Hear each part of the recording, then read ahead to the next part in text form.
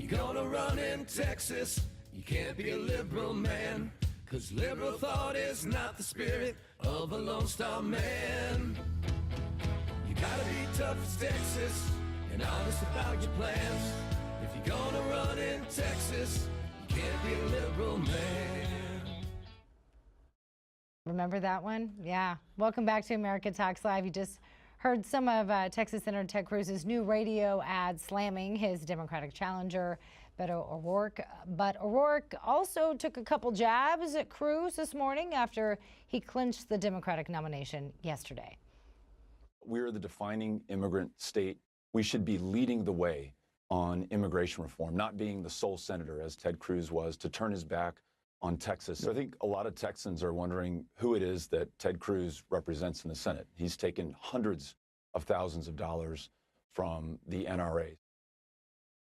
Yep, there you have it. The two will face off in November. That's where I want to bring back my co-host who knew all the words of that song, Jack Brewer. You did. You're from Texas. Yes, I am. Yeah. Proudly. Yeah? Proudly. You sing that a lot? Not really, but I think it's funny. It's just, this is where politics is gone. I mean, guys are putting out songs like that, but for a Texan, it's kind of true. You think of Texas, you think of conservative. Right. You think of a red state. No doubt. No doubt. Okay, so for those of you who've been following this race, O'Rourke has turned out record crowds and early voters. I mean, surpassing numbers from 2014, even some going back to 2002. But here's the real question. Does he really have a shot at beating Cruz, especially in a state that hasn't elected a Democratic senator or a governor in more than 2 decades? You're from the Lone Star State. Yeah. What do you say? If he can get the Mexican-American vote, and I'm not talking about Latino-American, I'm saying Mexican-American vote, if he can pull them out in droves, he has a chance to upset Ted Cruz. This is going to be an interesting election. The demographics have definitely changed over probably the course of the last 10 years. But I think more importantly, this election, he's really ignited something into that population just because of this entire DACA deal. But at the same time, I think Ted Cruz will also be able to use some of the Democrats kind of push back on pushing DACA ahead. So this is going to be a contentious election here, and I'm going to follow it very closely. Let's see if Tom from Texas is following it very closely. He joins us live now on America Talks Live. Tom, are you following this race? Yes, I am. So what do you think?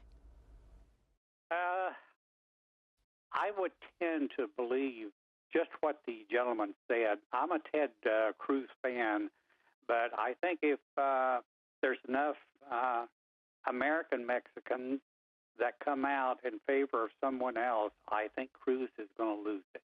Really? Okay, because that's interesting to hear. Again, this has been a red state for decades now, and I don't know what the statistics are as far as Mexican Americans, but I do know the latest information shows that Texas, 40% of that population is Latino.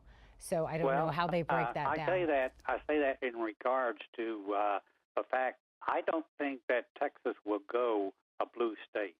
I think Texas will stay a red state, and it's not because of the Mexican-American vote, because there's a lot of those folks that will still vote for a red state. Yeah. Agreed. To that point, being from Texas, how you doing, sir?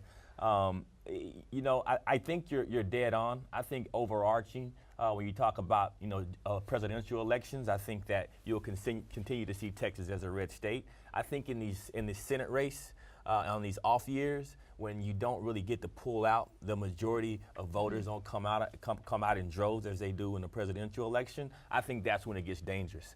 And I think that's when you can kind of see a little bit of a shift.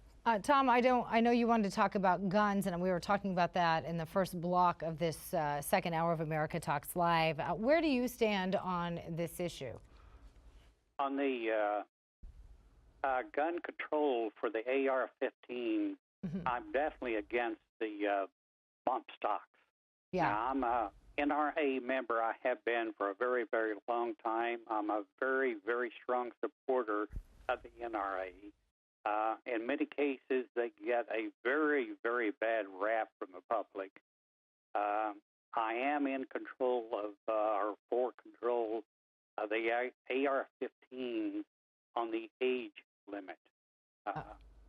I agree that I think we should have an age limit of 21. Okay. I don't like that in any way, but I think it's because of the circumstances of the country that has brought us to that. We have to protect our school children. It's really interesting you say that, because I think, this has changed a lot of people's minds.